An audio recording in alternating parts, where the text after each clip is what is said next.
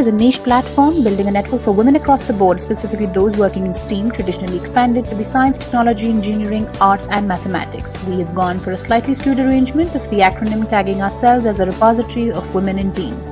We envision ourselves as co-opting an outreach, or let's say an arm that tackles, trains, connects, grows, and contributes in some small way to the efforts to enhance skills for women in different areas of work. This applies to women in Pakistan and the Pakistani diaspora wherever possible around the world.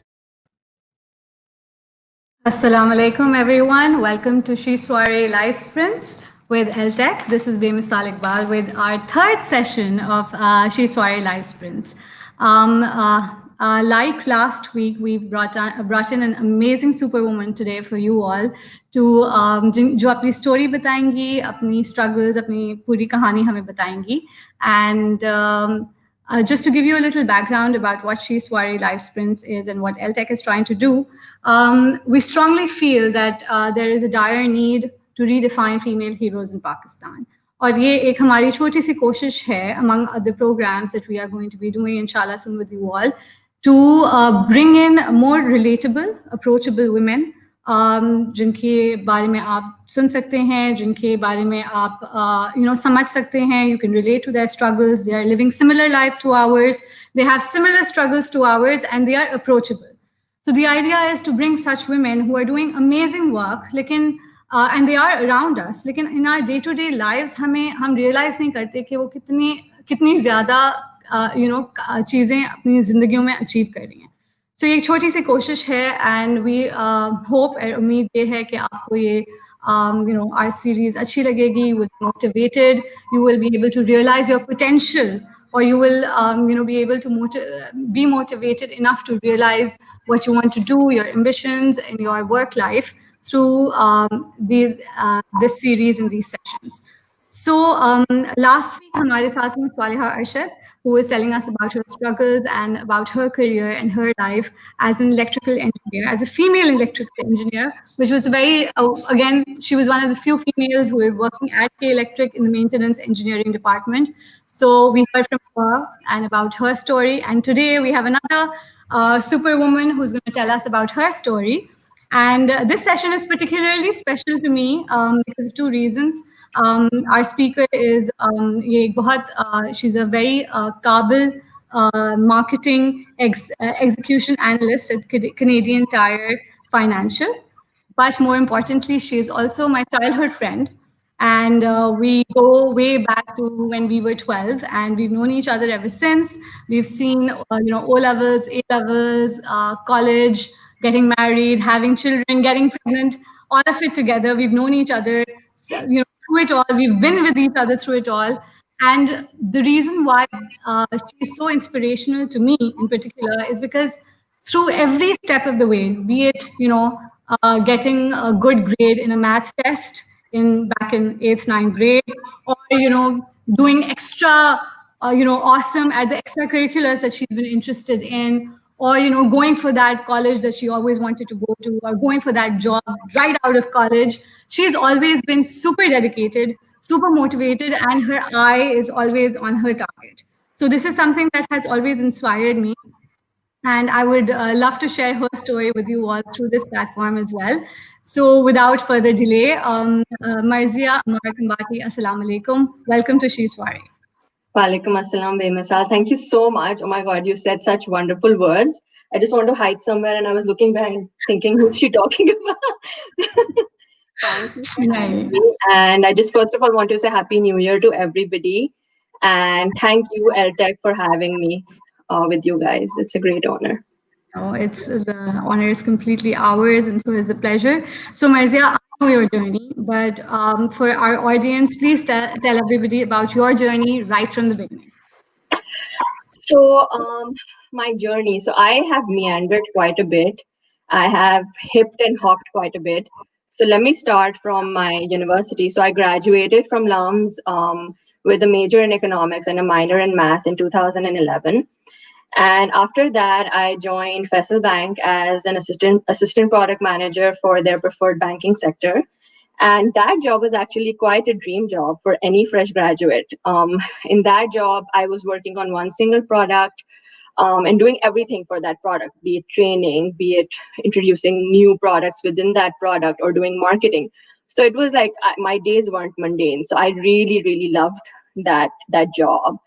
And I had amazing managers. That was like one of my best work experiences. And then actually, on the side, while I was working at Faisal Bank, I joined a company called Venture Dive. They were a startup at that time, and I was doing their social media marketing. So that's something I did for a few years, I think, before I got married and moved to Canada. So when I came here to Toronto, things were very different. Like the market was really, really cutthroat. So yeah, I was thrown into the real world, right? I didn't find a job of my own field for almost 2 years. So what I did was, initially, because out of desperation and out of like just wanting to get out of the house, I did an administrative assistant job for this health and wellness clinic. So I did that for a year and a half, which was another great experience because I was getting to know Canadians. I was talking to like 40, 50 people every day. So that was a completely different experience. So a customer facing job that was. So that's something I did. And then I kept struggling. You know, I was applying to 40, 50 jobs a day through the LinkedIn app, and I wasn't finding anything. And then on the side, very few people know this, but I also took a shot at makeup. I did a makeup course.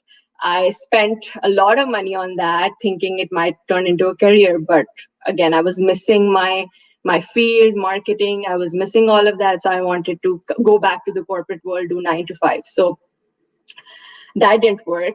And then on the side, I also took up this contractual job, I'd say. It was a job at a company called AccuStrategy, which is based out of Houston. And I found this job through a reference of an uncle. So I was doing data. I was an analyst in that position, which was great, which was something that I was kind of beginning to understand because I hadn't done an analytical job before. So in that job, I was thrown into different projects, and I was doing data and entry, data analysis. I was reading research papers and coming up with trends. So that was a different kind of a taste for me, after trying to do so many different things. And finally, after applying to 40, 50 jobs a day, going crazy, desperation was at its peak, I found a job at Mindshare Canada as a financial analyst. So that was my big stepping stone.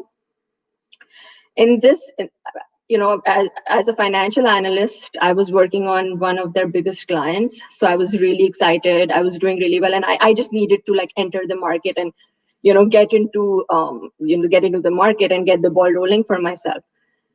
But after working, and I was doing really well, they were considering me for a manager position and everything was going well. But then there was something in my head that, kept ringing and telling me that, okay, this might not be for you. It was a finance position. So, and my husband's in finance, he's a CFA.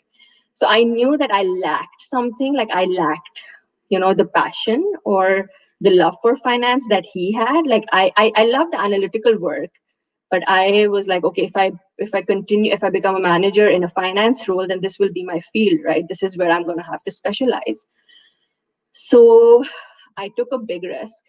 So after some time, I applied for an internal position for a digital analyst, which I was really, really interested in because I was working with the digital analysts in my role as a financial analyst. So I knew what they did. It was an interesting position. You were getting to learn about like the Amazons and the Facebooks of the world. So that is what I wanted to do. So after being rejected once, I was rejected the first time. I applied for an internal position, which was like, oh my God, how can they do this to me? But the second time they had, because I was persistent, so they took me. And I worked for that position for a few months, and then I had to leave for my mat leave. So like life happened, I got pregnant, I went for mat leave. Over here in Canada, it's for a year. So when I came back, I had to make some personal choices because I was commuting for 3 hours a day in my job at Mindshare. I was on the road for 3 hours. I was, I had to choose. I had to give my child a preference. So I decided that, okay, I need to look around. I need to look for something which is closer to home, which was a personal choice that I had to make. And I looked again for 6 months, despite having a full-time position as a digital analyst, which is like a hot hub these days. But I didn't. Again, 6 months it took me to find another job, and now here I am at Canadian Tire Financial Services as their marketing execution analyst. Amazing. I mean, the struggle that you had to go through for all these years. So let's break it down, Marzia. What is data analytics? If you could just explain to us and break it down for us. So data analysis is essentially just, in a layman's term, it's making sense of data. It's essentially just taking data. There's so much data. There's so much, it's overwhelming when you see the amount of numbers coming in terms of fields and tables these days.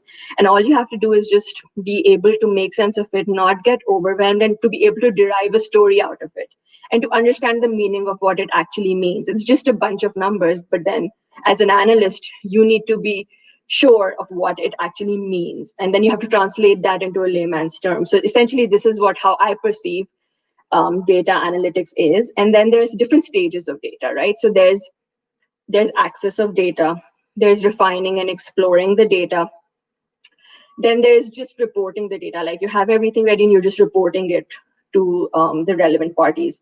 And then there's another stage, which is data governance, which is making sure that the data is accessible to the right people, right? So you can be an analyst within any of these stages of the data passing through. And for me, I'm right now an analyst. So I work on basically pulling the data from one thing and then putting it into another. So that's what I do. Let me just give you like a very basic example of data, right? Like, we have YouTube, like, we watch videos on YouTube and suddenly there's an ad that pops up and you're just like, okay, it's annoying, but at the back, there's so much calculation happening. There's like, oh, who watched that ad?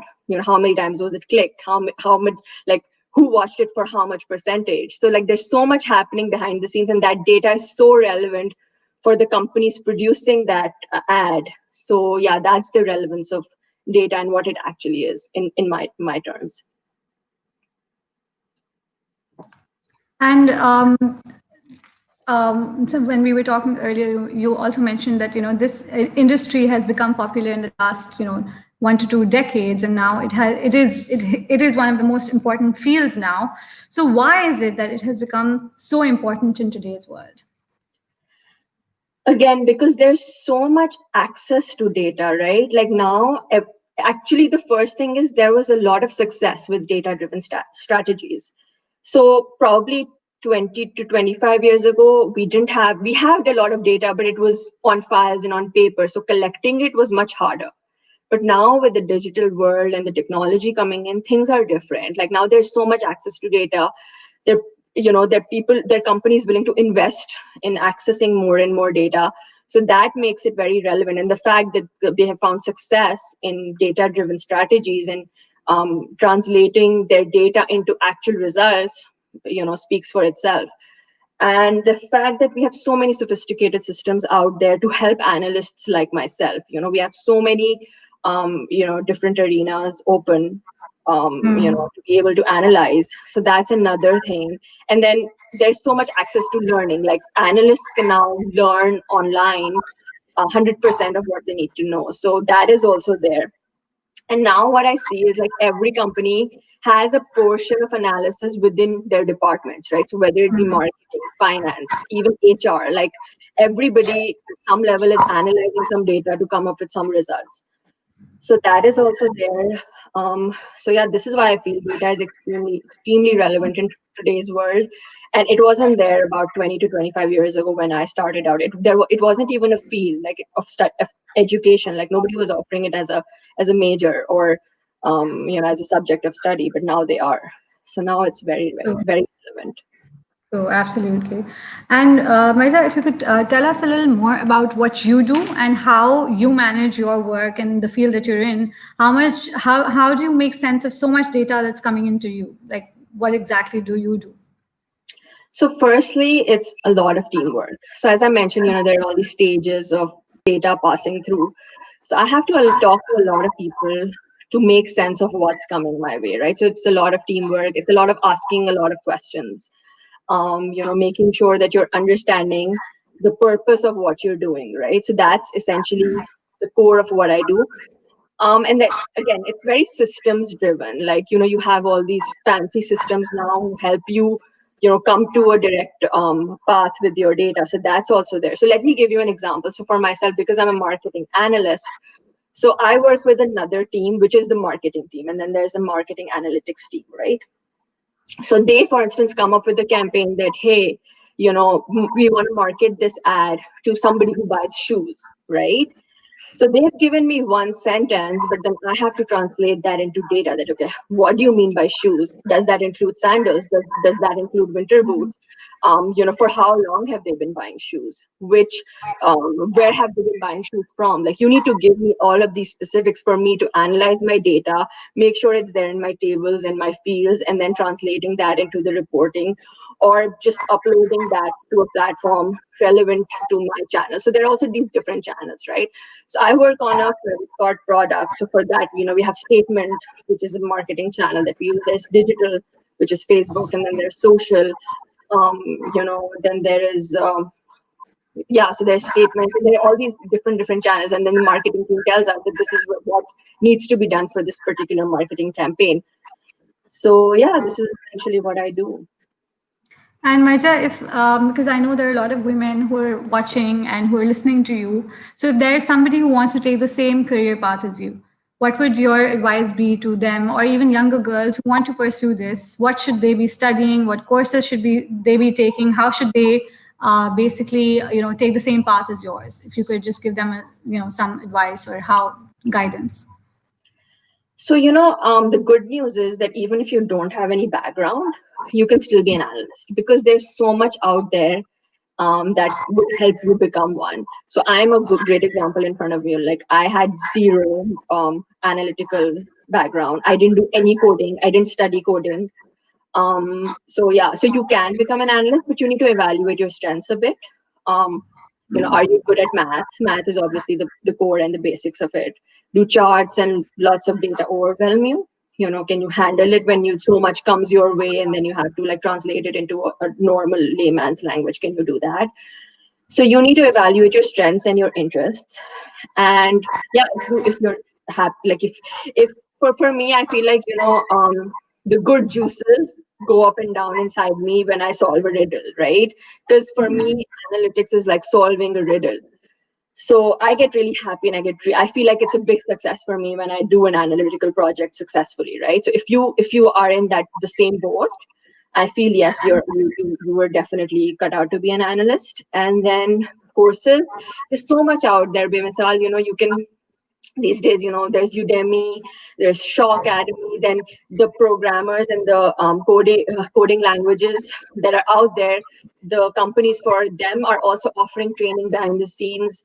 You can even talk, if you're working at a company, you can tell your manager that you want to be trained in this particular coding language, and then they invest in you. Like, I recently had a training for myself for a completely new language. Then I now know that there's a lot of universities offering continuing studies, right? After you graduate, there's like short courses or short certifications that they're offering. So I know those universities are offering like courses on data and analytics, so you can try and take those. So that is there. So, and yeah, of course, if you're still studying and this field interests you, so yeah, definitely go for math and computer science, and you should be able to you become an analyst as soon as you get out. And yeah, just evaluate your strengths. That's all you need to do. And of course, one other thing, that try and reinvent yourself. Like, you should be able to reinvent yourself. Like, as I mentioned, when I went on mat leave, and when I came back, everything had changed. Like, my skills had become obsolete. So I had to learn new stuff. I had to learn new languages. I had to learn new coding platforms. So I had to do all of that. So yeah, as an analyst, like, the ball is constantly rolling, and your skills can become obsolete very early. Within 3-4 years. Like, I'm right now currently working on myself to learn another language.